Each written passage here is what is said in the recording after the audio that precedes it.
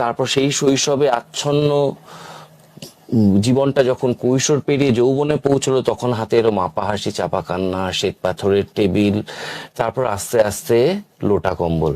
আর কি বলে দিতে হবে, কে সে? আমাদের আমাদের কিংবদন্তি।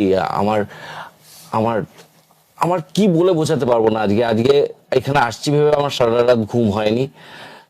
সঞ্জীব জেঠু, সঞ্জীব চট্টোপাধ্যায়। নমস্কার রাহুল, তোমাকে একটা কথা বলি। হ্যাঁ, তুমি আসার আগে আমি ভাবছিলাম যে রাহুল কার কাছে আসছে। হ্যাঁ। Last piece, last bit of অতীত। খাওয়া দাওয়া সময়ের ভোজ টেবিলে একটি অতীত এখনো প্লেটে আটকে আছে। I am like that. একটা বিরাট দীর্ঘ জীবন। হ্যাঁ, আচ্ছা, যেটা পড়ে রয়েছে সেটা তো তার মানে ডেজার্ট, কারণ খাবারের শেষে রয়েছে। তাহলে তো একজন মিষ্টি মানুষের কাছে আসা গেছে।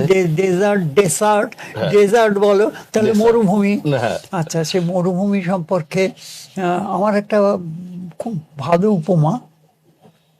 দেখো, একটু অতীতে যাই। অতীতে আমার ছেলেবেলাটা খুব নিঃসঙ্গ। ছোটনাগপুর মালভূমিতে। হ্যাঁ, ছোটনাগপুর মালভূমিতে। তাও কেন? আমি জন্মাবার, আমি আমার মাকে আবছা মনে পড়ে। 5 বছর বয়সে। 5 বছর বয়সে। এবং আমার মাকে যে মনে পড়ে না, সেই মনে পড়াটা কিন্তু ভালোই, কিরকম একটা একটা ছায়া ছায়া, একটা একটা অদ্ভুত স্বপ্নের মতো। যেমন ধরো, আমি বলছি, একটু ডিটেলস বলছি। আমার মা খুব সুন্দরী ছিলেন, এবং শুনেছি, এগোর আমার শোনার কথা, মা খুব সুন্দরী ছিলেন এবং তার মাথার চুল খুলে দিলে পায়ের কোমর ছাপিয়ে অনেক দূর অব্দি নেমে যেত, 1 নম্বর। 2 নম্বর, খুব শৌখিন ছিলেন, আর লম্বা লম্বা হাতের আঙুল ছিল। তা সেই মা, তাকে তো আমি অস্পষ্ট একটা দুটো ঘটনা আমার মনে পড়ে।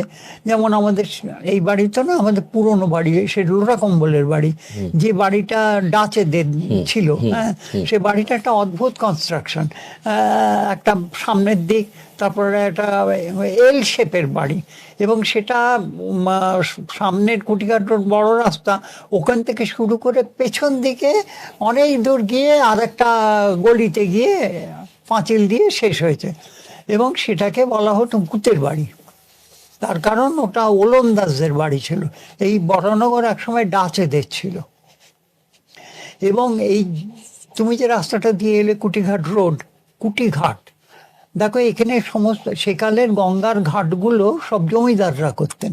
এবং জমিদাররা করলে কি হতো, প্রত্যেকটা ঘাটের সঙ্গে একটা করে জমিদারদের নাম থাকতো। কিন্তু কুটিঘাট এর কোনো নাম নেই।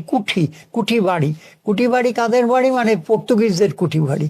এই রাস্তার দুপাশে যত বাড়ি ছিল, সেই সব বাড়ির একটা অদ্ভুত পিকিউলিয়ারিটি ছিল। নিচের দিকে জানলা নেই বললেই চলে, একটা দরজা, কেন গুদাম টাইপের।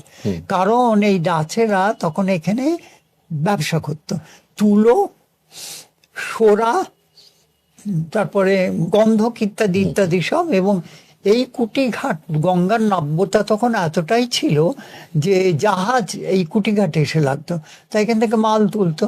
তা কুঠি বাড়ি, কুটিঘাট, তার থেকে কুটিঘাট হয়েছে। তারপরে তো গঙ্গাতে পড়ে পড়ে এরকম হলো। তা যে বাড়িটা আমার ছেলেবেলার, যেটা লোটা কম্বলের বাড়ি, সেই বাড়িটা আমার ঠাকুরদাদা কিনেছিলেন। আমার ঠাকুরদাদা ছিলেন একজন খুব গুণী পণ্ডিত মানুষ, এবং তার ইতিহাস, এক তারাতে যে সুর বাজে বলে আমার একটা বই আছে না, তাইতে আমি এই ঠাকুরদার কথা আছে। উনি 7-8 বছর বয়সে তিনি তারকেশ্বরে তাদের জমিদার। লোটা কম্বলেও তো